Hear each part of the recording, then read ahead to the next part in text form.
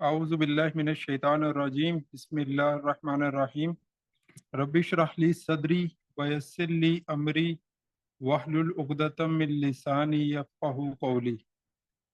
آج سے ہم انشاءاللہ جو ہے وہ سورہ حجرات سے بلکہ قرآن حکیم کا ایک پورشن شروع کریں گے اور ہم سورہ حجرات سے اس کا آغاز کریں گے۔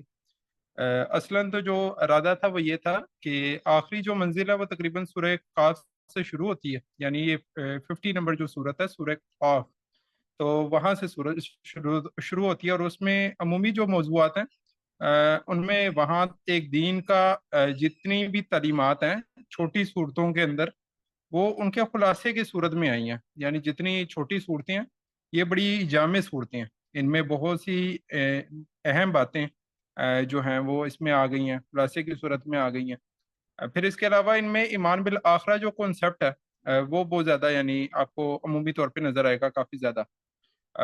اس بنیاد پہ یعنی ایمان بالآخرہ اصل میں وہ ایمان ہے جو انسان کو حرکت پہ مجبور کرنے والا ہے، یعنی ہمیں جو دین کے تقاضے آج جن کی وجہ سے ہم دیکھتے ہیں کہ معاشرے کے اندر خرابی ہیں، بگاڑ ہے، ہماری اپنی انفرادی زندگیوں میں دیکھ لیں، ہماری اجتماعی جو صورت حال ہے جو اسٹیٹ لیول کے اگر لحاظ سے دیکھا جائے تو دین کا نظام یعنی کہ موجود نہیں ہے، تو اصل میں وہ یہی ہے کہ ایمان کی کمزوری ہے جس کی بنیاد پہ ایسا یعنی کہ معاملہ ہے۔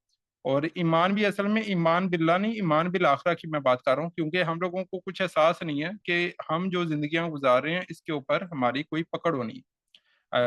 اور اللہ تعالیٰ ہم سے جو اس نے ہمارے اوپر تقاضے دین کے عائد کی ہیں تو ان کے حوالے سے اللہ تعالیٰ کے ہاں کوئی اکاؤنٹیبلٹی ہوگی، تو اس لیے ارادہ یہ کیا ہے کہ سورہ قاف سے یعنی آنورڈ ہم لے کے چلیں گے، لیکن سورہ حجرات کو اس سے پہلے اس لیے رکھا تاکہ اس میں اسلامک اسٹیٹ سے متعلق کچھ احکامات ہیں تو ان کی بھی کچھ تفصیل، کچھ جہاد فی سبیل اللہ سے متعلق، مومن ہوتا کون ہے، اس میں اس طرح کی کچھ باتیں موجود ہیں، بہت اہم ہے۔ سب سے پہلے سورہ حجرات کا ہم ایک قرآن کے اندر جو ہے نا ایک بات کو تھوڑا سمجھنے کی ضرورت ہے کہ قرآن کے اندر ایک اگر دیکھا جائے آپ صلی اللہ علیہ وسلم کے اوپر جب قرآن نازل ہوا تو سب سے پہلے جو یعنی کہ آیات نازل ہوئی ہیں کون سی نازل ہوئی ہیں بلا؟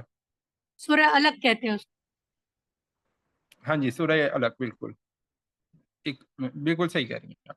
سورہ الگ سب سے پہلے نازل ہوئی ہے 96 نمبر، اور اس کے بعد پھر سورہ مزمل اور سورہ مدثر یعنی ان کی آیات آتی ہیں۔ یہ بھی مکمل صورتوں کی صورت میں نازل نہیں ہوئی بلکہ ان کے بھی کچھ کچھ حصے جو ہیں وہ نازل ہوئے ہیں۔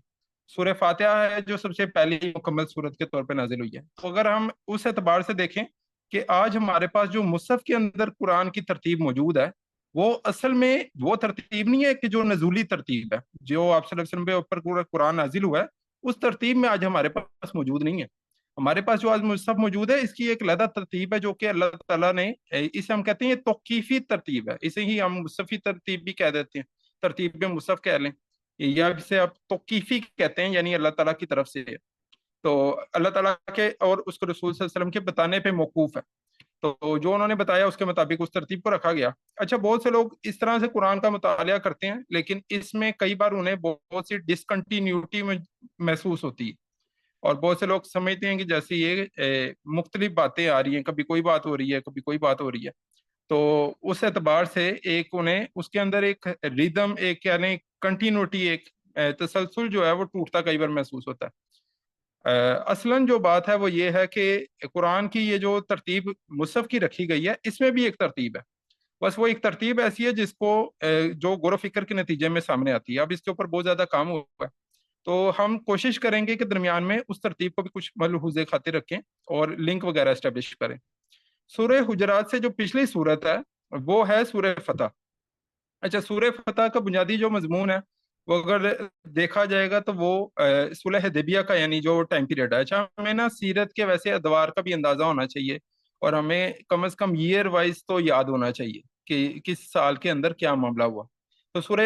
تو غزوہ احزاب جو ہے نا وہ 5 ہجری میں یعنی واقعہ ہوا ہے، اور 5 ہجری میں جب غزوہ احزاب کے بعد اگلے سال جو ہے ذوالقعدہ کا مہینہ، یہی مہینہ جو ہمارا مہینہ یہ ذوالقعدہ کا مہینہ جو اس میں ابھی ہم یعنی کہ یہ سیشن رکھ رہے ہیں، تو ذوالقعدہ کے مہینے کے اندر ہی غزوہ صلح حدیبیہ کا معاملہ پیش آیا۔ صلح حدیبیہ کے متعلق جتنی بھی عموماً اس موضوع سے متعلق یعنی اگر آپ کو ملے گا قرآن کے اندر تو وہ سورہ فتح کے اندر آپ کو وہ اس سے متعلق آیات نظر آئیں گی صلح حدیبیہ کے. تو صلح حدیبیہ ہوا ہے 6 ہجری کے اندر. اچھا یہ جو سورہ حجرات ہے یہ 9 ہجری کی ہے. یعنی یہ فتح مکہ ہوا ہے 8 ہجری میں اور 8 ہجری کے بعد پھر 9 ہجری ہے. تو 9 ہجری میں سورہ حجرات جو ہے وہ نازل ہوئی ہے. یہ مدنی صورت ہے. اچھا اس ٹائم پیریڈ میں بہت سے لوگ ہیں اصلاً جو اسلام قبول انہوں نے کر لیا.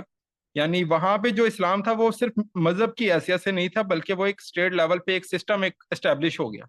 اسٹیبلش ہونے کی صورت میں بہت سے لوگ ہیں کہ چونکہ آگے دیکھیں گے کہ ہم یعنی اگر ہم پیچھے دیکھیں تو سورہ توبہ کے اندر بھی ایسے احکامات نازل ہوئے ہیں کہ جس کے نتیجے میں لوگوں کے پاس آپشن دی گئی ہے کہ بھائی اسلام قبول کر لو یا پھر تم یعنی جو جزیرہ نما عرب کے مشرکین تھے انہیں تو کہا گیا کہ بھائی تمہاری گردنیں ہوں گی.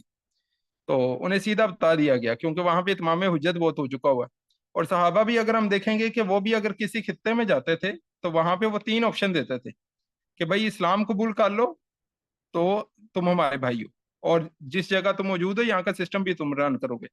اور اگر اسلام قبول نہیں کرتے تو چھوٹے بن کے رہو یعنی جزیہ دو اور ہمارا سسٹم ہوگا.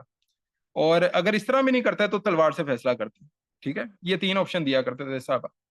تو اس اعتبار سے اگر دیکھا جائے تو سورہ فتح کی میں بات کر رہا تھا کہ یہ جب فتح مکہ ہوا تو اس کے بعد بہت سے لوگوں نے اسلام قبول کیا. اس کے نتیجے میں بہت سے لوگوں نے جو اسلام قبول کیا وہ اسلام ویسا اسلام نہیں تھا جس طرح کا اسلام صحابہ لے کے آئے تھے.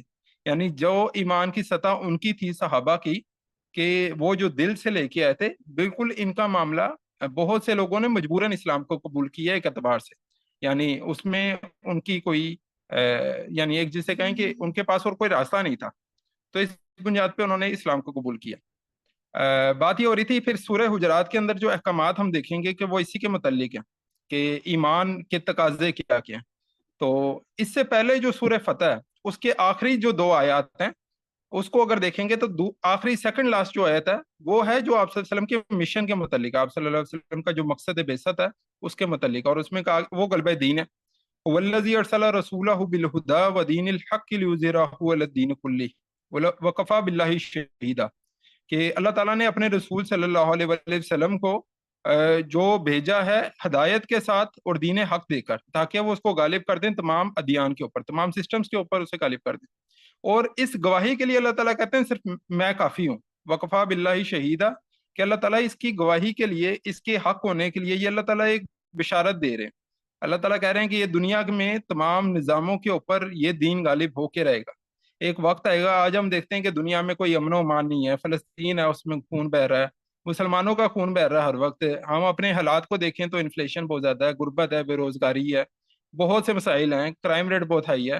تو اس طرح کے مختلف مسائل ہیں جن سے آج ہم گزرے ہیں. لیکن اللہ تعالیٰ نے ہم لوگوں کو ایک بتایا ہے اس آیت کے تھرو بھی بتایا ہے متواتر احادیث کے تھرو ہم لوگوں کو یہ بات معلوم ہے کہ ایک وقت آئے گا جب پوری دنیا میں امن ہوگا سکون ہوگا بالکل ایک جنت کا ایک نمونہ ایک دنیا کے اوپر ہمیں ایک نظر آئے گا.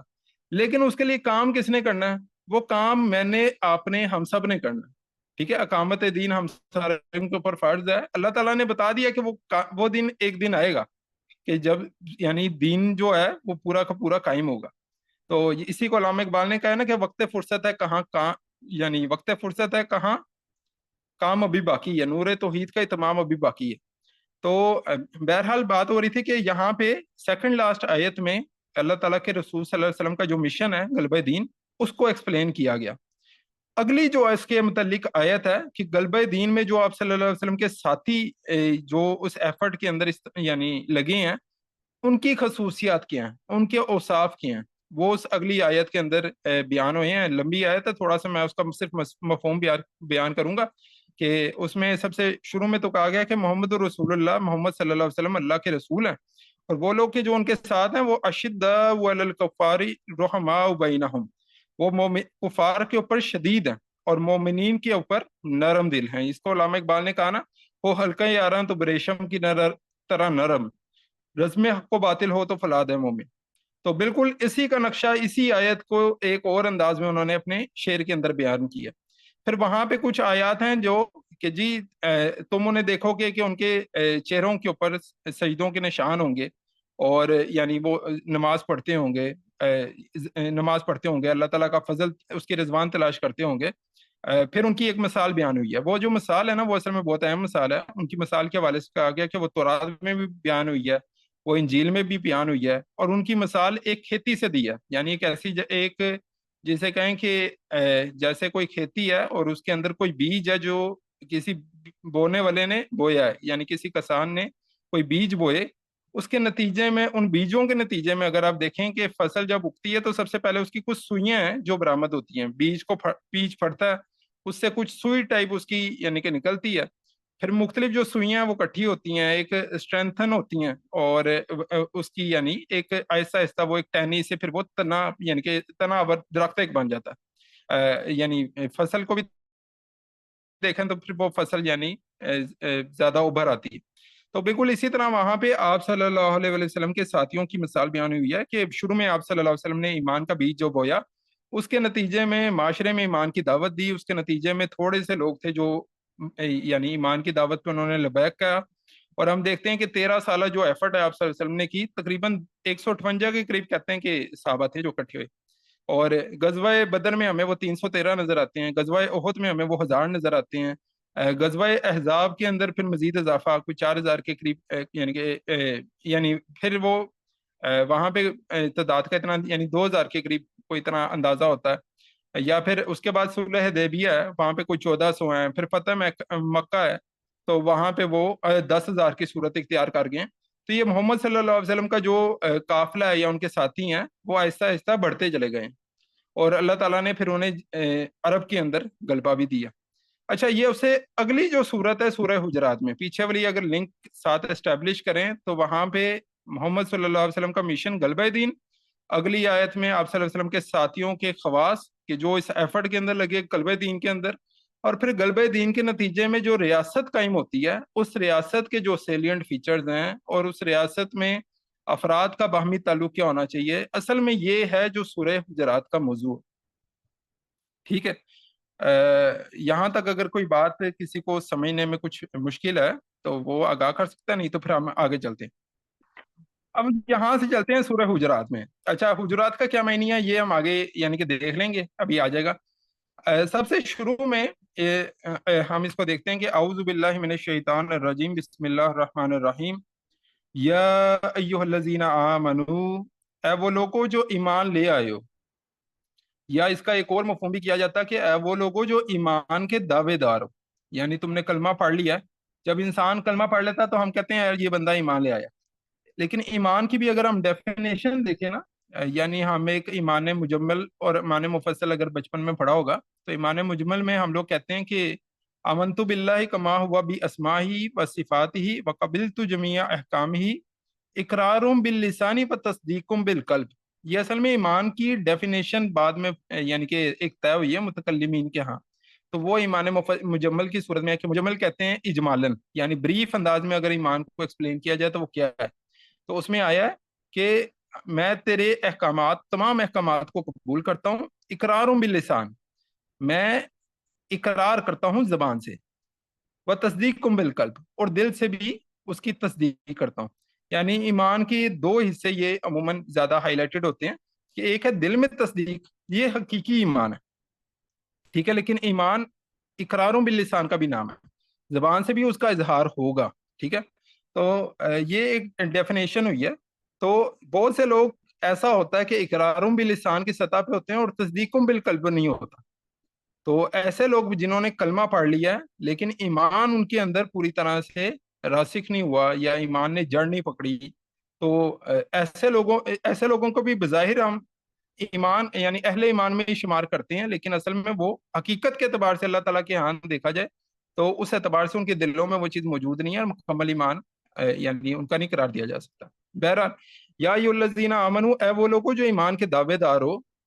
ایمان کا تقاضا اب یہاں پہ بیان کیا، یہ جسے کہا جائے کہ یعنی اس کو ایکسپلین کرتا ہوں میں. پہلے آیات پڑھ لیتے ہیں. لا تقدموا بین یدی اللہ ورسولہ، نہ تم آگے بڑھاؤ، نہ تم پیش قدمی کرو اللہ اور اس کے رسول صلی اللہ علیہ وسلم سے آگے. اللہ اور اس کے رسول صلی اللہ علیہ وسلم سے آگے نہ بڑھو. اچھا، مومن کی نا अच्छा, मोमिन की एक जिसे कहें ये बड़ी एक बुनियादी सी बात है। इस्लामी रियासत का जो दस्तूर है ना, उसकी अव्वलीन शर्त तो वो है कि जो हम देखते हैं कि इनिल हुक्मु इल्ला लिल्लाह, यानी जो हमारी भी आइन में अगर देखा जाए, इस मुल्क को इस्लाम के नाम पे हासिल किया गया। इस मुल्क का जो आइन यानी कि रखा गया, उसके अंदर शुरू की जो क्लोजेज हैं, यानी सबसे पहले ऑब्जेक्टिव रेजोल्यूशन एक तय हुआ है। ऑब्जेक्टिव रेजोल्यूशन में उसके जो मकासद हैं वो तय हुए हैं। अगर ये किसी को शौक हो ना, तो ये इसके ऊपर डिबेट्स अगर ये आपको मिल जाएंगी कि इसकी बकायदा जो डिबेट्स हुई थी दस्तूर साज असम्बली के अंदर, इसके ऊपर डिबेट हुई है पूरी। तो उस वक्त के जो दस्तूर साज असम्बली में हिंदू मौजूद थे, उन्होंने इसके ऊपर बहसें की हैं कि भाई ये आप क्या रख रहे हैं। तो वहां पे पूरा एक्सप्लेन किया गया कि भाई नजरिया जो मुस्लिम लीग के अफराद थे, उन्होंने वो एक्सप्लेन किया पूरी तरह कि हमने ये पाकिस्तान किस मकसद के लिए हासिल किया, ये रिकॉर्डेड मौजूद है। तो हमारे यहाँ जो नजरिया पाकिस्तान को बहुत ज्यादा इन्होंने टिल्ट यानी डिस्टोर्ट करके पेश करते हैं लोग, तो वहां पे अगर वो बंदा वो वैसे देख ले तो उसको पूरी तरह से क्लैरिटी हासिल हो जाएगी कि शुरू के लोगों का क्या ज़हन था। बहरहाल जो उसमें यानी शुरू की जो एक वो रखी गई क्लोज, वो है इनिल हुक्म इल्ला लिल्लाह, सॉवरेनिटी बिलोंग्स टू अल्लाह। ठीक है, यानी इक़्तिदार अल्लाह सिर्फ अल्लाह को हासिल है। यही कुरान की तालीम है कि असल इक़्तिदार अल्लाह, असल कुव्वत, इन अल्लाह अला कुल्ली शैइन कदीर, अल्लाह ताला ही कुदरत रखने वाला है। अल्लाह ताला को मलिक के तौर पे कुरान में तारीफ करवाता है कि अल्लाह ताला बादशाह।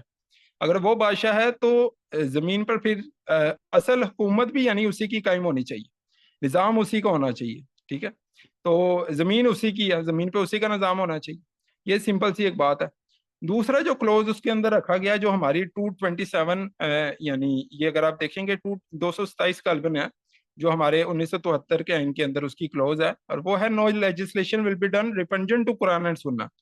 कुरान और सुन्नत के मुनाफिक कोई कानून नहीं बनेगा। तो बिल्कुल ये असल में यहीं से मुस्तार लिया हुआ है कि ये जो आयत कह रही है ला तुक़द्दिमू बैना यदैल्लाहि व रसूली, अल्लाह और उसके रसूल सल्लल्लाहु अलैहि वसल्लम से आगे तुम अपने मामलात को ना बढ़ाओ, अपनी हदूद तुम ये क्रॉस ना करो जो अल्लाह और उसके रसूल सल्लल्लाहु अलैहि वसल्लम ने रख दी हुई हैं। अब अल्लाह ताला से ये दो यानी अलग-अलग जो रखा गया है, इसको भी अगर थोड़ा देख लिया जाए, जहां अमूमन कुरान में ये कहा जाता है कि अतीउल्लाह व अतीउर रसूल, तो अतीउल्लाह से असलन मुराद होती है कुरान में जितनी भी बातें यानी कलामुल्लाह के अंदर मौजूद है। अल्लाह ताला से डायरेक्ट तो हम इस तरह कलाम नहीं कर सकते जिस तरह मूसा अलैहिस्सलाम उनकी आवाज सुना करते थे, लेकिन एक एतबार से अल्लाह ताला का जो कलाम है, उसके जरिए से हम अल्लाह ताला से कम्युनिकेशन कर सकते हैं। तो अल्लाह ताला से यहाँ पे इस आयत के अंदर कुरान की यानी हम उसे मुराद लेंगे। और इसी तरह वह रसूल ही, उसके रसूल सल्लल्लाहु अलैहि वसल्लम भी हम डायरेक्ट, अब हमारे पास जो उनका मौजूद है वो सुन्नत मौजूद है, तो सुन्नत रसूल सल्लल्लाहु अलैहि वसल्लम, तो कुरान और सुन्नत के मुनाफिक कोई कानून नहीं बनेगा। ये इसी की बिल्कुल एक और अंदाज में अगर आज कानूनी पराये के अंदर उसकी जैसे कहें वो ट्रांसलेट हुआ है एक तरह से।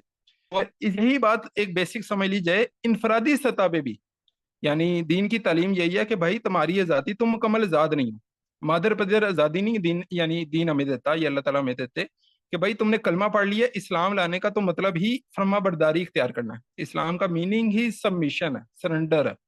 ये डेफिनेशंस हम जो बातें कर रहे हैं ना आज, बुनियादी डेफिनेशंस मोटे मोटे हम क्या होता है माइक्रोस्कोपिक लेंस अपनी आंखों पे लगा लेते हैं, बहुत ज्यादा तफसीलों में घुस जाते हैं, लेकिन मैक्रोस्कोपिकली यानी जिसे कहें कि होलिस्टिक अंदाज में दीन का जायजा लेना, वो हमारे लिए कई बार हम नहीं देख पाते। तो यानी ये मोटी मोटी बातें जो है ना कि ईमान असल में क्या है, ईमान का तकाजे क्या हैं, तो ये हम लोगों को मालूम होने चाहिए। तो इसी को यहाँ पे क्लैरिटी की जा रही है, भाई तुमने कोई भी जिंदगी में मामलात करने हैं, तुम्हारे जिंदगी के जुमला मामलात वो अल्लाह और उसके रसूल सल्लल्लाहु अलैहि वसल्लम ने जो तय कर दिया है, यानी कुरान और सुन्नत में जो मौजूद है, उसकी अम्ब्रेला या उसका सर्कल जो कह लें उसके तहत होंगे, उससे बाहर नहीं आप निकल सकते। ठीक है, ये यहाँ पे क्लैरिटी दी गई है। इसी को एक हदीस से अगर जोड़ लिया जाए कि एक हदीस में आया कि मोमिन की मिसाल और ईमान की मिसाल उस घोड़े की तरह है कि जो एक खूंटे से बंधा हुआ है, यानी एक पोल है, एक खंबा है जिससे आपने किसी घोड़े को अगर बांध दिया, तो वो एक उसके रेडियस जितना है, यानी वो जितना उसका रेडियस स्ट्रेच हो, जितना उसकी रस्सी स्ट्रेच हो सकती है, तो एक रेडियस बन जाएगा, उससे एक सर्कल एक यानी कि तश्कील आ जाएगा। तो उस सर्कल के अंदर तो वो घोड़ा जा सकता है, उससे बाहर नहीं निकल सकता। بالکل اسی طرح ایک مومن جو ہے وہ قرآن و سنت سے باہر اپنی یعنی ان کی حدود کو کراس نہیں کر سکتا. اگر وہ کرتا ہے تو وہ اللہ تعالیٰ کے ہاں وہ مومن نہیں ہے. اللہ تعالیٰ کے ہاں یہ ایمان کے تقاضوں کے منافی بات ہے. بالکل صحیح ہے. تو سر آئی ہیو اے کوشچن یار. بالکل بالکل بتائیے گا. سر اس میں یہ انوویشنز بھی آ سکتی ہیں نا اس آیت کی اگر ہم تفسیر میں جائیں، یعنی کہ یہ جو نیو ایڈیشنز کرتے ہیں ہم کسی بھی سینس میں کریں تو یہ اس میں نہیں چلا جائے گا؟ اچھا ادھر نا ایک بات بڑی یہ بھی کافی ریلیٹ کر جائے گی. بالکل نہیں کہ یعنی وہ قرآن کی ورڈنگ ہی ایسی ہوتی ہے کہ ہر چیز اس کے ساتھ ریلیٹ کرتی جاتی ہے. ایک انوویشنز کا جو معاملہ ہوتا ہے نا، یعنی اس کی بھی دو سطحیں ہوتی ہیں. ایک سطح ہے جو ہمارے سلف صالحین کے ہاں عموماً ہمیں ملتی ہے. ایک ہے عبادات، یعنی ورشپ ریچولز کہہ لیں یا ہمارے کسٹمز کہہ لیں. ٹھیک ہے، یہ وہ دائرہ ہے کہ جس کے بارے میں جو ہمیں بتا دیا گیا نا، ہم اس سے آگے نہیں جا سکتے. ٹھیک ہے، یعنی ہم اس کے یعنی جس طرح ہمیں بتایا گیا ہمیں بالکل ویسا ہی کرنا ہے. نماز میں ہم اپنی مرضی سے 3 سجدے نہیں کر سکتے. 2 سجدے بتائے ہیں 2 ہی کریں گے، 2 سے زیادہ نہیں کر سکتے. اس میں ہماری اپنی کوئی من مرضی نہیں ہوتی. عبادات کا معاملہ یہ ہوتا ہے جو اس کے علاوہ کرتا ہے وہ پھر انوویشن کرتا ہے. ٹھیک ہے. تو سر یہ ایک لیکن ہوتے ہیں معاملات، میری تھوڑی سی بس بات سنیے گا. ایک ہوتے ہیں معاملات. جی جی ٹھیک ہے، جو انسانی معاملات ہیں، میں نے کوئی بھی ڈیلنگ کرنی ہے، میرے فائنینشیل معاملات ہیں، ریاست کے اسی طرح اپنی اس کی لیجسلیشن ہوتی ہے، بہت سے اس طرح کھانے پینے کے متعلق کہہ لیں امور. تو یہ ہمارے جو یہ معاملات کی کیٹیگری کہلاتی ہے. تو معاملات میں جو بتایا گیا، ٹھیک ہے، معاملات میں جس چیز سے منع کیا گیا نا، ہم وہ نہیں کر سکتے. لیکن جس چیز کے بارے میں کوئی بات نہیں کہی گئی وہاں ہماری آزادی ہوتی ہے، وہاں ہمیں بالکل الاؤڈ ہے. جن چیزوں کے بارے میں ہمیں بتایا گیا کہ یار یہ ممنوع ہے، ٹھیک ہے، کبھی بھی یہ نہیں بتایا گیا یہ حلال ہے. ٹھیک ہے، حلال کہا گیا. کسی نے پوچھا اس حوالے سے، قرآن ہی میں ایک اور جگہ مل جاتا ہے کہ وہ آپ سے یعنی اب ادھر ورڈنگ تھوڑا میرے ذہن سے نکل رہی ہے کہ وہ سوال کرتے ہیں آپ سے اس کے بارے میں کچھ رزق کے متعلق یعنی کہ بات ہے. تو اللہ تعالیٰ کے یعنی ادھر جو الفاظ ہیں وہ یہ کہ تمام طیب چیزیں حلال کر دی ہیں اللہ تعالیٰ نے تمہارے لیے. ٹھیک ہے، تو کھانے وغیرہ کے حوالے سے پوچھتے ہو، اللہ تعالیٰ نے تمام طیب چیزیں حلال کی ہیں. ہر چیز حلال ہے، یعنی جس کو اللہ تعالیٰ نے ڈکلیئر کیا کہ یہ حرام ہے، سور ہے، شراب ہے، چند ایک چیزیں ہیں، تھوڑی چیزیں ہیں، حرام تھوڑے ہیں، حلال زیادہ ہے. تو آپ کے پاس بہت فلیکسیبلٹی ہوتی ہے معاملات کے اندر اس لحاظ سے.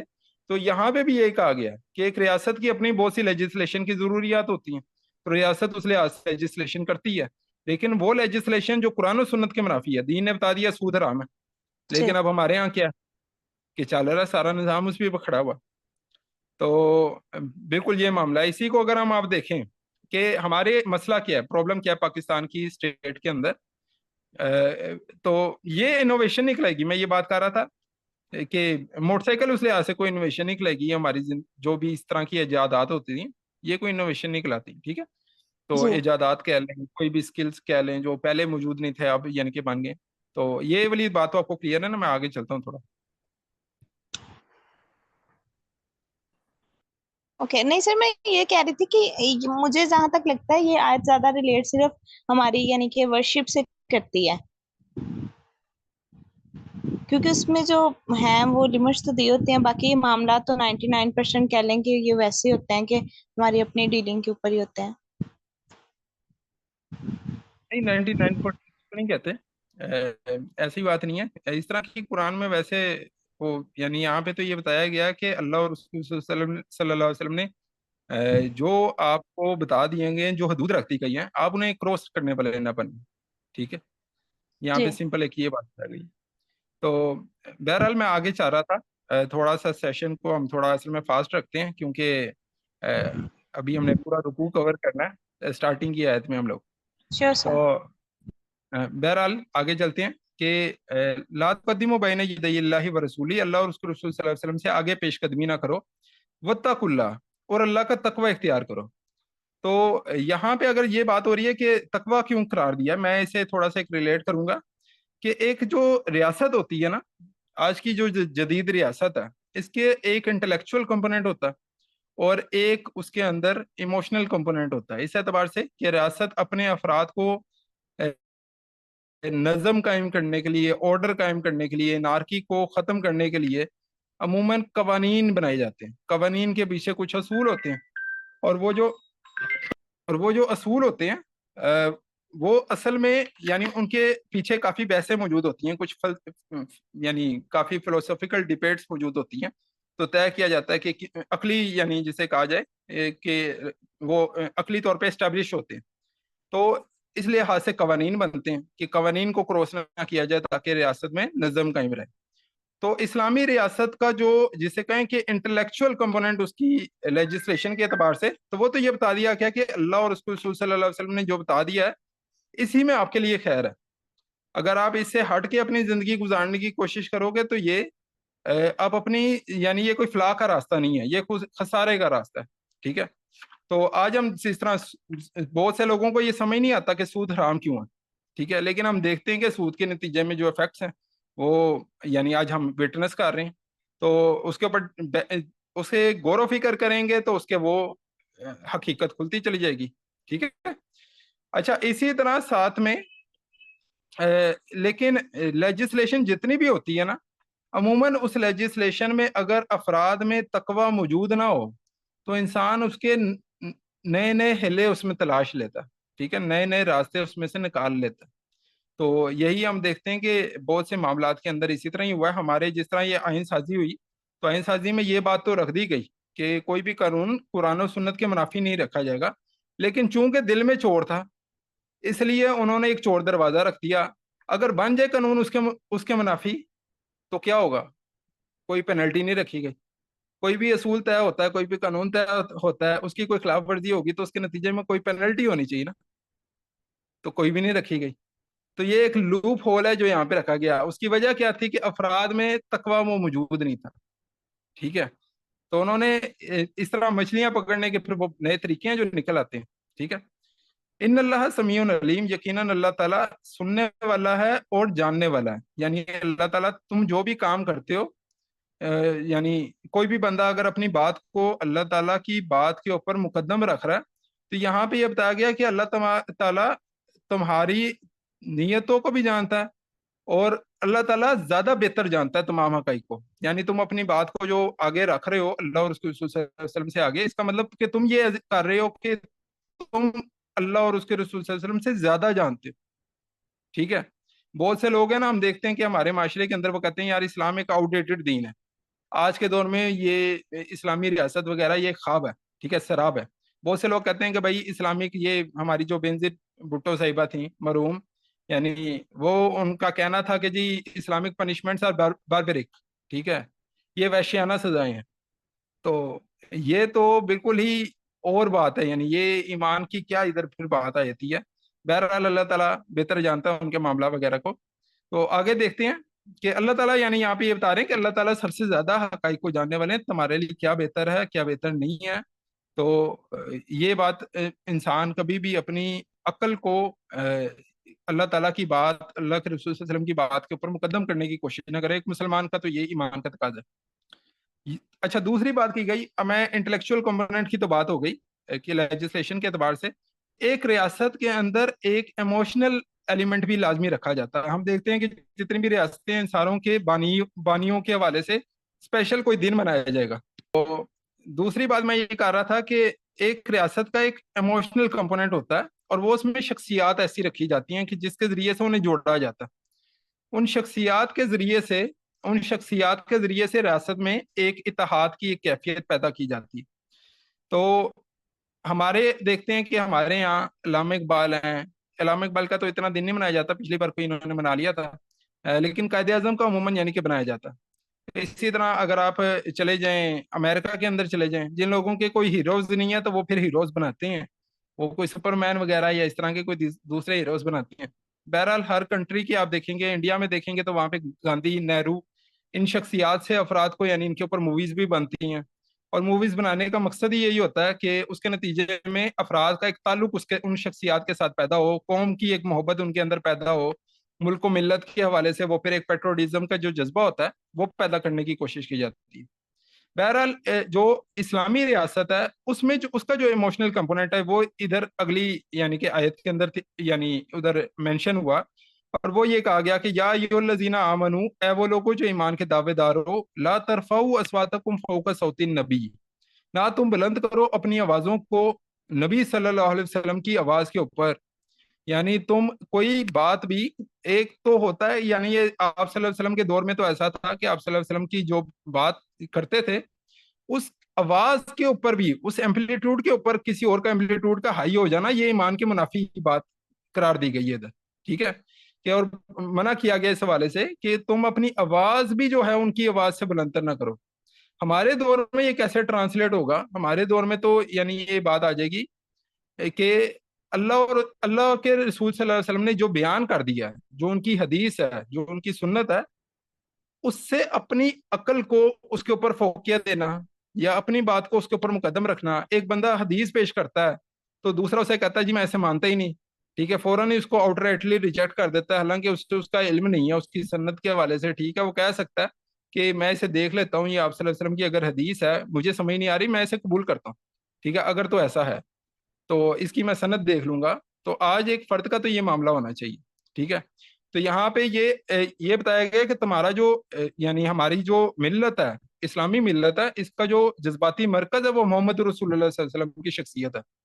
ہمارے پاکستان کے اندر جس شخصیت سے ہمیں جوڑا جاتا ہے وہ عموماً محمد علی جناح رحمہ اللہ کی شخصیت ہے. ہماری جو اصل میں قائد اعظم ہے یہ ہمیں کلیئر ہونا چاہیے کہ وہ اصل میں محمد رسول اللہ صلی اللہ علیہ وسلم کی شخصیت ہے. ٹھیک ہے، قائد اعظم محمد علی جناح، ہم انہیں اگر قائد اعظم کہتے ہیں تو ان کی وہ جو مسلمانوں کے لیے انہوں نے ایک یعنی احیاء اسلام کے حوالے سے جو انہوں نے کوشش کی ہے، پاکستان کو اسلام کا قلعہ بنانے کے حوالے سے، یا ایک مسلمانوں کی آزادی کے حوالے سے جو انہوں نے کوشش کی ہے، اس اعتبار سے تو وہ ہمارے قائد ہیں. ٹھیک ہے، لیکن ہمارے اصل جو ہے اسلامی ریاست کے اندر اصل جو شخصیت ہے، ٹھیک ہے، جس کے ساتھ ہمارا تعلق صحیح معنوں میں سب سے، جس سے ہم اینڈ اس پہ رکھیں گے لیول کے اوپر، تو وہ محمد صلی اللہ علیہ وسلم کی شخصیت ہے. یہ ہمیں کلیئرٹی حاصل ہونی چاہیے. ٹھیک ہے، وَلَا تَجْهَرُوا لَهُ بِالْقَوْلِ كَجَهْرِ بَعْضِكُمْ لِبَعْضٍ، اور نہ تم اپنی آوازیں اونچی کرو ان کے سامنے ان کی بات کے اوپر کہ جیسے تمہاری آپس میں ایک دوسرے کی باتیں ہوتی ہیں. أَن تَحْبَطَ أَعْمَالُكُمْ، مبادہ یہ کہ تمہارے اعمال حبط ہو جائیں. آج تو لوگوں کا یہ معاملہ ہے، لوگ توہین کرتے ہیں. ٹھیک ہے، نعوذ باللہ. تو توہین رسالت تو ایک بہت جسے کہیں گھٹیا چیز ہے. یہاں پہ تو آواز بھی بلند کرنا، آپ صلی اللہ علیہ وسلم کی بات کے اوپر اپنی بات کو مقدم رکھنا، یعنی یہاں پہ تو اس کی بھی ممانعت ہے، اور اس کے حوالے سے کہا گیا کہ تمہارے تو اعمال حبط ہو جائیں گے، صفر سے ملٹی پلائی ہو جائیں گے، زیرو ہو جائیں گے. وَأَنْتُمْ لَا تَشْعُرُونَ، اس حال میں کہ تمہیں خبر بھی نہیں ہوگی. آگے کہا گیا کہ ان الذین یغضون اصواتهم عند رسول اللہ. اب یہ بات ہو رہی ہے کہ آپ صلی اللہ علیہ وسلم کے جو ساتھی ہیں، جنہوں نے جو غلبہ دین کی کوشش میں آپ صلی اللہ علیہ وسلم کے ساتھ رکھے ہیں، ان کا معاملہ کیا ہے؟ ان الذین یغضون اصواتهم عند رسول اللہ، رسول اللہ، یقیناً وہ لوگ کہ جو اپنی آوازوں کو پست رکھتے ہیں اللہ تعالیٰ کے رسول صلی اللہ علیہ وسلم کے ہاں، یعنی ان کے حضور میں، ان کے پاس. اولئک الذین امتحن اللہ قلوبہم للتقوی، یقیناً وہی لوگ ہیں کہ اللہ تعالیٰ نے ان کے جسے کہیں ان کے دلوں کا امتحان لے لیا تقوی کے لیے، یعنی تقوی کو وہ کوالیفائی کر گئے. آج بہت سے لوگ ہیں جو صحابہ کرام رضوان اللہ اجمعین کی شخصیت کو بھی وہ جسے کہیں کہ اس کے اوپر بھی بہت زیادہ اعتراضات کرتے ہیں. تو یہاں پہ تو یہ بتایا گیا کہ ان کا معاملہ کیا ہے، صحابہ کرام رضوان اللہ اجمعین کا، یعنی آپ صلی اللہ علیہ وسلم کے بعد دین ہم تک جو پہنچا ہے وہ آپ صلی اللہ علیہ وسلم کے اصحاب کے تھرو پہنچا. ٹھیک ہے، تو آپ صلی اللہ علیہ وسلم کے اصحاب کا جو معاملہ ہے وہ یہاں پہ بتایا گیا کہ اللہ تعالیٰ کے ہاں وہ کوالیفائی ہو چکے. ٹھیک ہے، تو لہم مغفرت و اجر عظیم، یقین انہی کے لیے مغفرت ہے اور اجر عظیم ہے. ان الذین ینادونک من وراء الحجرات اکثرهم لا یعقلون، یقیناً وہ لوگ کے جو پکارتے ہیں من وراء الحجرات. اب یہاں پہ آیا گیا کہ یعنی اس کا جو معنی کیا جاتا ہے، ورا اگر آپ نے لفظ سنا ہوگا ماورا، ٹھیک ہے، ماورائے انسانی معاملات. ٹھیک ہے، ماورائے انسانی معاملات جو انسان کے یعنی انسان کی اپنی جسے کہیں جو اس کا قوت ہے، اختیار ہے، اس سے باہر. تو ورا اصل میں کہ ماورا کہتے ہیں اسے، اسی طرح ہم کہتے ہیں نا ماورائے طبیعت بھی اس لیے استعمال ہو جاتا ہے. تو ماورا اصل میں ورا ہے باہر. ٹھیک ہے، حجرات کہتے ہیں یہ اصل میں حجرہ کی جمع ہے، حجرہ کہتے ہیں کمرے کو. تو اس صورت کا نام حجرات ہے. تو یہ رومز، ठीक है, एक है रूम, एक कमरा। हजरत आयशा रज़ी अल्लाह तआला अन्हा का हुजरा जो था वो मस्जिद नबी सल्लल्लाहु अलैहि वसल्लम के साथ था। जितने भी आप सल्लल्लाहु अलैहि वसल्लम की अजवाज के हुजरात थे वो असल में उसके साथ ही यानी मौजूद थे। तो यहाँ पे असल में अजवाज के उन हुजूरात की बात हो रही है कि यकीनन वो लोग के जो पुकारते हैं आप सल्लल्लाहु अलैहि वसल्लम को आपके यानी इन हुजरों के बाहर से, अक्सर हम ला याकिलून, यकीनन उनमें से अक्सर लोग अकल नहीं रखते। अब ये दोबारा आप सल्लल्लाहु अलैहि वसल्लम के एहतराम के मुतल्लिक, आप सल्लल्लाहु अलैहि वसल्लम के अदब के मुतल्लिक यानी हम लोगों को ये मेंशन किया जा रहा है। तो यहाँ पे बात ये हो रही है कि बहुत से असल में लोग ऐसे थे जो मैं मेंशन कर रहा था कि 8 हिजरी में फतह मक्का हुआ और 9 हिजरी में ये नाजिल हुई है। बहुत से कबाइल थे जिन्होंने इस्लाम को कबूल किया और उनके दिलों में पूरी तरह ईमान रासिख नहीं हुआ था। तो वो समझते थे कि हम इस्लाम लाके जो हमने इस मुसलमानों की नफरी बढ़ाई है तो असल में हमने कोई एहसान की है नऊज़ बिल्लाह आप सल्लल्लाहु अलैहि वसल्लम के ऊपर। तो आप सल्लल्लाहु अलैहि वसल्लम पे उनका जो कबीले का सरदार होता था वो मदीने आकर यानी ऐसे ही हर कबीले का दायरा, कबीले का जो सरदार है उसके पीछे उसकी अवाम है, वो उनका रिप्रेजेंटेटिव है, वो उसकी बात मानते होते हैं, तो वो उनका एक तरह का बादशाह ही है। पर वो आया है वो आप सल्लल्लाहु अलैहि वसल्लम से यानी एक ऐसे टाइमिंग में कि जो टाइमिंग सोने की है, कोई कैलुला के टाइमिंग है उस टाइमिंग में आ गया। उस टाइमिंग में आकर बाहर से आवाजें दे रहा है कि जी बाहर आइए, मैं मिलना आया हूँ जी, ठीक है जी, मुझे कोई प्रोटोकॉल दिया जाए। तो वो ऐसा कोई तकाजा कर रहा है। तो असल में ये कहा गया कि इनमें से ऐसे लोग के जो आपको हुजरात के बाहर से पुकारते हैं, कमरों के बाहर आप सल्लल्लाहु अलैहि वसल्लम जहाँ पे आराम कर रहे हैं, इनमें से अक्सर लोग अकल नहीं रखते। वलऊ अन्नहुम सबरू, और अगर वो सबर करते हत्ता तखरुजा इलैहिम, यहाँ तक कि आप बाहर निकल आते तो ये उनके हक में लकाना खैरल लहुम, ये उनके हक में बेहतर होता। वल्लाहु गफूरुर रहीम, और अल्लाह ताला बख्शने वाला भी है, मेहरबान भी है। यानी अल्लाह ताला चाहे तो इनके अमाल को हफ्त कर दे, लेकिन अल्लाह ताला जो है अपने बंदों के ऊपर, के बंदों में से बहुत से लोगों को अकल नहीं है, समझ नहीं है, उसकी बुनियाद पर बहुत से मामलात में अल्लाह ताला अफू दरगजर का काम लेता है। और अल्लाह ताला बहुत से मामलात में यानी अल्लाह ताला की इस दो सफ़ात जो है, अल्लाह ताला गफूर है और अल्लाह ताला रहीम है, इस बुनियाद पर अल्लाह ताला बहुत से मामलात में हमारे ऊपर सरफ नज़र करता है। तो अल्लाह ताला हमारे साथ भी रहम वाला मामला फरमाए। तो अगली आयत में फिर कहा गया कि या अय्युहल्लज़ीना आमनू, वो लोगो जो ईमान लाए हो, इन जाअकुम फासिकुम बिन्नबइन फतबय्यनु, अगर तुम्हारे पास कोई फासिक कोई खबर लेके आए तो तुम तहकीक करो। अन तुसीबु कौमम बिजहाला, मुबादा ये कि तुम दूसरी कौम के ऊपर, दूसरे ग्रोह के ऊपर नादानिस्ता तौर पे उनके कोई नुकसान पहुंचा बैठो। फतुस्बिहु अला मा फअल्तुम नादिमीन, तो बाद में तुम्हें अपने इस फेल के ऊपर नादिम होना पड़े, नदामत होनी पड़े, शर्मिंदगी होने पड़े। तो यहाँ पे असल में ये बताया गया कि इस्लामी रियासत के अफराद के इत्तेहाद को पारा करने में किरदार किस चीज का हो सकता है। पीछे बताया गया कि जोड़ने वाले एलिमेंट क्या है, ठीक है, अफराद को। और अब यह बताया जा रहा है कि उसका जो शराजा अगर बिखर सकता है तो वो कहाँ से बिखर सकता है, डेंजर है तो कहाँ से है। तो उसकी प्रिवेंशन के हवाले से बताया जा रहा है। ये एक प्रिवेंटिव यानी एक मैयर जो है ना वो यहाँ पे बताया जा रहा है कि तुम्हें इस हवाले से कोशिश होना चाहिए कि बहुत से ऐसे लोग जो फासिक हैं, यानी फासिक असल में किसे कहते हैं, फासिक कहते हैं एक ऐसा शख्स के जो बज़ाहिर तो ईमान का दावेदार है लेकिन ईमान के तकाजों की उसे कोई फिक्र नहीं है। अल्लाह और उसके रसूल सल्लल्लाहु अलैहि वसल्लम ने जो बातें कही हैं, जो तालीमात हैं, उनकी उसे कोई परवाह नहीं है। आज हम देखते हैं ना बहुत से लोग वैसे तो मुस्लिम कहते हैं वो जो इसने फर्मा बरदारी इख्तियार कर ली, ठीक है, जिसने सरेंडर कर लिया, जिसने सबमिशन कर लिया। लेकिन आज हमारे यहाँ एक नई टर्म भी आ गई, लिबरल मुस्लिम। ठीक है, लिबरल मुस्लिम कौन होता है? लिबरल मुस्लिम वाली भाई मतलब जो अच्छा, मैं ये बात कर रहा था, लिबरल मुस्लिम कौन होता है? लिबरल मुस्लिम जो खुद से अपने मतलब फैसले करता है के लिए इस्लाम को जो है ना वो नजरअंदाज करके खुद उसने अपने जो है ना वो अपनी आज़ादी से सही गलत का फैसला करता है। यानी ये जो है मेरा जिस्म मेरी मर्जी, तो असल में ये जी एक लिबरल, बिल्कुल अपनी आज़ादी से कर रहा है ना, इस्लाम और अल्लाह हाँ, के हुक्म के मुताबिक हम वो पहली बात ये कर रहे हैं कि अल्लाह और उस एक मुसलमान का क्या मामला है। मुसलमान अल्लाह और उसके रसूल सल्लल्लाहु अलैहि वसल्लम ने जो दायरा खींची है उसे बाहर क्रॉस नहीं कर सकता।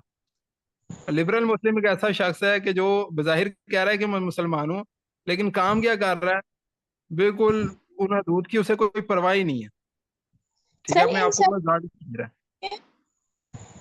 सर इन सेंस हम ये भी कह सकते हैं कि कुछ लोग होते हैं यानी कि जो चीज उनके अपने नफ्स को अच्छी लगती है उसमें से कुरान में से वो ले लेते हैं, बाकी छोड़ देते हैं। तो ये भी इसमें नहीं आ जाएगा, यानी कि जो चीज उन्हें पसंद है वो उस पे तो ईमान ले आते हैं, बाकी को छोड़ देते हैं। बिल्कुल ऐसे ही है, बिल्कुल ऐसे ही है। असल में वो अल्लाह की नहीं मान रहे। जी यानी जो हुक्म उन्हें पसंद आया उस पे वो एक्ट कर लेते हैं, जो हुक्म उन्हें पसंद नहीं आया उस पे वो नहीं चलते। तो असल में ये मामला ये है कि जिस मामले में उनके नफ्स ने उन्हें अलाउ किया, उनके जी ने उन्हें अलाउ किया, वो उन्होंने कबूल कर लिया। जिस मामले में उनके जी ने उन्हें इससे रिजेक्ट किया तो उसे उन्होंने रिजेक्ट कर दिया। तो असल में वो अल्लाह को नहीं मान रहे, वो अपने जी की मान रहे। ऐसे ही लोगों के हवाले से कुरान कहता है कि अराई तमन तखज़ इलाहहु हवा। क्या आपने देखा एक ऐसे शख्स को कि जिसने अपनी हवा को, हवा कुछ लोग इसका तर्जमा करते हैं ख्वाहिशात नफ्स, तो इसका एक है कि जो अपने नजरियात, अपने मन, अपनी मर्जी, ठीक है, इसका ये भी यानी कि मफहूम बनता है कि अपनी मर्जी ही उसका खुदा है। ठीक है, समझ वो रहा है कि अल्लाह ताला मेरा खुदा है, लेकिन हकीकत में वो अपनी मर्जी का के यानी अपनी मर्जी जो है, अपना जो जी है, वो असल में उसका खुदा है। ठीक है, तो ये है जी एक लिबरल मुस्लिम। और असल में फासिक जो होता है ना, वो यही एक ऐसा ही शख्स होता है, ठीक है, जिसे कोई परवाह नहीं होती है दूधों को यूथ की, अ, वो लेकिन जबान से बस वो कलमा पढ़ रहा होता है। तो ये फासिक का बताया गया। तो यहाँ पे ये बताया गया कि ऐसा कोई शख्स कि जिसे कोई अल्लाह ताला और उसके रसूल सल्लल्लाहु अलैहि वसल्लम की अहकामात की परवाह नहीं है, वो कोई भी नबा लेके है। देखिए नबा किसे कहते हैं? नबा कहते हैं बड़ी खबर। ठीक है, नबा कहते हैं एक नबी होता है ना, नबी क्यों कहते हैं नबी को? कि वो बड़ी बड़ी खबरें लेके आते हैं, गैब की एक बड़ी बड़ी, यानी ऐसी कि भाई इस दुनिया के अलावा भी एक और हकीकत मौजूद है। ठीक है, इस दुनिया में तुम जब खत्म हो जाओगे तो एक दूसरे जहान के अंदर तुम एंटर हो जाओगे, एक पैरेलल यूनिवर्स मौजूद है। तो वो बड़ी खबरें बता रहे हैं। इसी तरह कुरान में आया ना कि वो जिस तरह कहा गया कि अम्मा ये तसालून, किस चीजों के बारे में, ये किस बात के बारे में ये चेमगोइयां कर रहे हैं, विस्परिंग कर रहे हैं, अनिन नबाइल अजीम, एक बड़ी खबर के बारे में। ठीक है, तो वो जिसने होके रहना, यानी कि ये आखिरत के हवाले से बात हो रही है। तो नबा कहते हैं बड़ी खबर, छोटी खबर को नहीं कहते। तो बड़ी खबरों के बारे में यहाँ पे जो तालीम आई है वो ये है कि फतबय्यनु, तहकीक करो उस हवाले से, फौरन उसको कबूल में कर लो। हमारे मीडिया में देखा ना हमने कि हमारा मीडिया कोई अल्लाह और उसके रसूल सल्लल्लाहु अलैहि वसल्लम की यानी कहीं के हदूदों के यूथ का कोई वो करता है, केयर करता है? हमारे इधर सवात की वीडियो चली, उसके ऊपर क्या ऑपरेशन नहीं पूरा हो गया? ठीक है, तो पूरा एक आपने ऑपरेशन कर दिया। तो ये उसी की एक तरह से कहें, एक वो बयान किया जा रहा है कि अंतुसीबु कौमम भी जहाला, के तहकीक किए बगैर बाद में वो सुप्रीम कोर्ट में जाली भी वीडियो साबित हुई। असलन तो वो जानते यही थे कि जाली वीडियो है। ये बात तो जो फौज ने ऑपरेशन किया उससे तो पहले ये क्लियर था। तो फौज के जो जराये होते हैं वो अमूमन पाकिस्तानी मीडिया तो ज़ाहिर नहीं होते, इंटेलिजेंस के अपने दूसरे जराये भी होते हैं। ये तो एक राह हमवार करने के लिए उन लोगों ने किया। बहरहाल, तो यहाँ पे ये बताया गया कि कोई भी इस तरह के मामलात हैं तो वहां पर जो है तहकीक कर लीजिए। ये जो इल्म हदीस है इसके अंदर रवायत के हवाले से भी जो तहकीक हुई है, इसी तरह रवायत, यानी यहाँ पे जो तहकीक की बात की गई है, तहकीक दोनों एतबारात से है। एक शख्स के करैक्टर के हवाले से, ठीक है, ये जो फासिक का कहा गया, तो एक वो जो बात दे रहा है वो बात करने वाला कौन है, और दूसरी बात यह है कि वो बात क्या दे रहा है। तो दोनों एतबारात से जो तहकीक है ना, इसी को इल्म रवायत और इल्म दरायत हदीस में कहा गया। तो ये उसकी बुनियाद असल में ये आयत है। तो इस आयत की कुछ एक वो भी है, कुछ शान नजूल है जिसमें जोड़ा गया कि एक सहाबी थे, कोई वलीद रजी अल्लाह तआला अन्हु, उनके हवाले से कोई जोड़ा गया इसे। वो रवायत में काफी प्रॉब्लम है। तो मालूम होता है कि वो कोई रवाफिज का कोई प्रोपेगेंडा है। यानी एक सहाबी जिसे आप सल्लल्लाहु अलैहि वसल्लम ने कोई अपॉइंट किया ज़कात इकट्ठा करने के लिए, तो उनके हवाले से अगर ये कई लोग फिट करते हैं कि यार ये आयत उनके हवाले से है, तो आप सल्लल्लाहु अलैहि वसल्लम को अपने साथी की खबर नहीं थी। और फिर वो जो जिन साहबी के बारे में कहा जाता है, वो साहबी बाद में हजरत उस्मान रजी अल्लाह तआला अन्हु ने उन्हें कूफे का गवर्नर लगाया। तो जिस शख्स को कुरान अगर फासिक डिक्लेयर कर दे तो उसको हजरत उस्मान रजी अल्लाह तआला अन्हु कैसे वो लगा सकते हैं? तो ये एक प्रॉब्लम है। असल में उसके पीछे पता लगता है कि जिन लोगों ने उसे वहां पे फिट किया हजरत वलीद रजी अल्लाह तआला अन्हु के ऊपर, तो उसके पीछे कुछ यानी ये वाफिस का एक तरह का वो प्रोपेगेंडा एक महसूस होता है कि उन्होंने हजरत उस्मान रज़ी अल्लाह तआला अन्हु के ऊपर इल्जाम लगाने के लिए कि वो अकरपा बर्बरी करते थे, تو اس طرح کا ایک ایلیمنٹ کیا. بہرحال ہم آگے چلتے ہیں. وَعْلَمُوا أَنَّ فِيكُمْ رَسُولَ اللَّهِ, جان لو کہ تمہارے درمیان اللہ کے رسول صلی اللہ علیہ وسلم موجود ہیں. لَوْ يُطِيعُكُمْ فِي كَثِيرٍ مِّنَ الْأَمْرِ لَعَنِتُّمْ, اگر وہ اطاعت کریں بہت سے معاملات میں تمہاری تو تم مشکلات میں پڑ جاؤ. انیتو کہتے ہیں بہت زیادہ, یعنی جسے کہیں زحمت مشقت, اس سے متعلق. تو اگر جسے کہیں نا کہ ایک پیشنٹ کو چاہیے وہ ڈاکٹر کی بات مانے, لیکن اگر ڈاکٹر ہی پیشنٹ کی بات ماننے لگے گا تو مسئلہ تو الٹا ہو جائے گا. تو یہی بات یہاں پہ سمجھائی جا رہی ہے کہ بھائی تمہارے درمیان اللہ کے رسول صلی اللہ علیہ وسلم موجود ہیں. بہت سے معاملات میں آپ صلی اللہ علیہ وسلم اپنے ساتھیوں سے مشورہ کرتے تھے. حالانکہ صحابہ کا کیا معاملہ تھا کہ صحابہ سے جب بھی آپ صلی اللہ علیہ وسلم کوئی بات پوچھتے تو آپ صلی اللہ علیہ وسلم کو وہ کیا جواب دیتے تھے بھلا؟ وہ کہتے تھے کہ اللہ عالم و رسول, یعنی اللہ اور اس کے رسول صلی اللہ علیہ وسلم بہتر جانتے ہیں. تو یہی وہ تعلیم ہے جو شروع کا اس آیت میں, پہلی آیت کو بھی اب اس سے ریلیٹ کر لیں گے. تو یہاں بتایا گیا کہ بھائی یہ اصل میں بتایا جا رہا ہے نو مسلموں کو, جو اس کے بعد فتح مکہ کے بعد بہت سے لوگ مسلمان ہوئے ہیں. انہیں بتایا جا رہا ہے کہ بہت سے معاملات میں اللہ کے رسول صلی اللہ علیہ وسلم تمہاری بات ماننے لگے تو تم بھی مشکل میں پڑ جاؤ. ٹھیک ہے. وَلَٰكِنَّ اللَّهَ حَبَّبَ إِلَيْكُمُ الْإِيمَانَ, اور لیکن اللہ تعالیٰ نے تمہارے اوپر, اب یہ صحابہ کی بات ہو رہی ہے کہ تمہارے, یعنی اللہ تعالیٰ نے محبت پیدا کر دی, یعنی تمہیں محبت ادا کر دی یا زیادہ مائل کر دیا تمہیں ایمان کی طرف. وَزَيَّنَاهُ فِي قُلُوبِكُمْ, اور اسے تمہارے دلوں میں وہ روشن ہو گیا, تمہارے دلوں میں وہ گھر کر گیا. وَكَرَّهَ إِلَيْكُمُ الْكُفْرَ وَالْفُسُوقَ وَالْعِصْيَانَ, اور ناپسندیدہ کر دیا تمہارے لیے کفر کو. اب کفر سے مراد ہے زبان کا یعنی انکار. ٹھیک ہے. والفسوق, اور فسوق سے مراد فسق یعنی عمل میں جو انکار ہے. ٹھیک ہے. اصل میں تو وہ دل کی ایک کیفیت ہی کا اظہار ہے, لیکن اس کو جو ہے ایک علیحدہ سے یعنی زبان سے چونکہ وہ یہی کہہ رہا ہوتا ہے کہ جی میں مانتا ہوں, تو اس لحاظ سے ڈفرینشیٹ کیا جاتا ہے. والعصیان, اور نافرمانی. اصل میں عصیان سے ہم یہاں پہ مراد لیں گے کہ فسق اصل میں ہے قرآن کے احکامات کی نافرمانی, اور عصیان یعنی کہ مفسرین اس کے حوالے سے یہ کہتے ہیں کہ اس سے مراد رسول اللہ صلی اللہ علیہ وسلم کی جو سنت ہے اس کی یعنی جو احکامات ہیں ان کی نافرمانی. اولئک هم الراشدون, وہی لوگ ہیں جو راشد ہیں. یعنی راشد کون ہے؟ جو ایمان ان کے دلوں میں اللہ تعالیٰ نے جاگزین کر دیا ہے, اور کفر فسوق اور عصیان اس سے وہ کنارہ کش ہو گئے. فضل من اللہ و نعمہ, یہ اللہ تعالیٰ کا فضل ہے اور نعمت ہے. ہم لوگ جب اپنا گھر بناتے ہیں تو گھر کے باہر لکھا ہوتا ہے ھذا من فضل ربی. اللہ تعالیٰ یہاں پہ اصل جو فضل قرار دے رہے ہیں وہ فضل ہے کہ ایمان جو ہے نا, ایمان کی نعمت سب سے بڑی نعمت ہے. ٹھیک ہے. مال کی نعمت بعد میں نعمت ہے. اگر ایمان ہے تو وہ نعمت ہے, اگر ایمان نہیں ہے تو وہ بندے کے لیے تباہی کا باعث بنے گی. تو یہ ہے جو اللہ تعالیٰ کا فضل ہے. اللہ علیم حکیم, اللہ تعالیٰ علیم بھی ہے, سب سے زیادہ جاننے والا ہے, حکیم ہے. اس کے جتنی بھی باتیں ہیں ان میں حکمت موجود ہے. وہ ایسے ہی نہیں اللہ تعالیٰ نے کہہ دی, ان کے پیچھے حکمتیں موجود ہیں. 2 آیات ہیں ہماری جو اس کی رہ گئی ہیں, تھوڑا اسے جلدی ہی کور کرنے کی انشاءاللہ کوشش کرتے ہیں.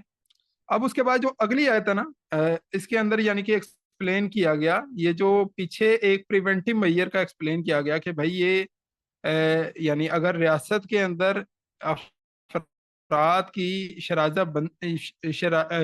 بکھرنے سے یا ان کو ان کے اندر ڈس یونٹی پیدا ہونے سے روکنے کے لیے تمہیں کیا کرنا چاہیے. لیکن اگر ہو گئی ہے, اگر ڈس یونٹی پیدا ہو گئی ہے, یہ اس سے متعلق ہے کہ اب اس کا کیور کیا ہونا چاہیے, اس کا حل کیا ہونا چاہیے, سلوشن کیا ہے. وَإِن طَائِفَتَانِ مِنَ الْمُؤْمِنِينَ اقْتَتَلُوا فَأَصْلِحُوا بَيْنَهُمَا, اور اگر 2 طائفہ کہتے ہیں اصل میں چھوٹا گروہ کو. ایک لفظ ہوتا ہے معاشر یا معاشر قریش, آپ صلی اللہ علیہ وسلم نے کہا. اسی طرح کم من فئۃ قلیلۃ غلبت فئۃ کثیر, تو مختلف الفاظ ہیں. فئت کا لفظ استعمال ہوتا ہے, معاشر کا لفظ استعمال ہوتا ہے, حزب کا لفظ استعمال ہوتا ہے, فرقہ کا لفظ استعمال ہوتا ہے. تو یہ سارے جو ہے نا اصل میں یعنی یہ جو ہے نا طائفہ کہتے ہیں چھوٹا گروہ. ٹھیک ہے. اور فرقہ کہتے ہیں بہت بڑا گروہ. تو یعنی 2 چھوٹے جو ہے گروہ مسلمانوں میں, مومنین میں لڑ بیٹھے ہیں, اقتتلوا وہ آپس میں لڑ پڑے. فاصلحوا بینہما, تو ان کے درمیان مصالحت کرو. یعنی اصل میں بڑے جو مسلمانوں کے بڑے گروہ ہیں ان سے تو کبھی بھی توقع نہیں کی جا سکتی, اور مسلمان تو ایک جستے واحد کی طرح ہوتے ہیں. ٹھیک ہے. مسلمان تو ایک امت ہے.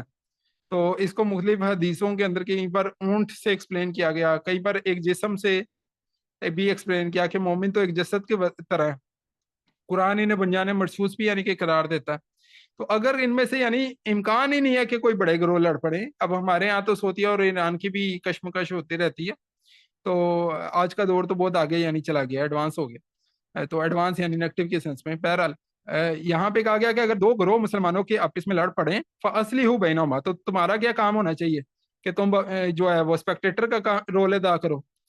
راستے میں کہیں لڑائی ہو گئی ہے تو امی ابو جس طرح کہتے ہیں کہ بھائی بیٹا یہ جو ہے نا ادھر سے بس نکل جاؤ، ٹھیک ہے، خام خواہ پڑھنے میں پڑھنے کی کیا ضرورت ہے.